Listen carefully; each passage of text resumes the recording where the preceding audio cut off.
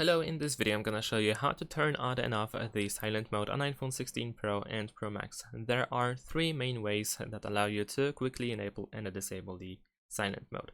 The first one, the main one, is by going to the settings. Then over here you can go to sounds and haptics, and then here you have the silent mode switcher.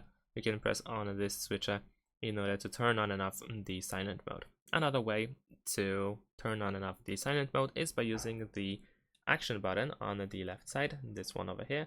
If you press and hold it for like a second, then you can switch between ring and silent mode. As you can see on the dynamic island, it appears if it's changed.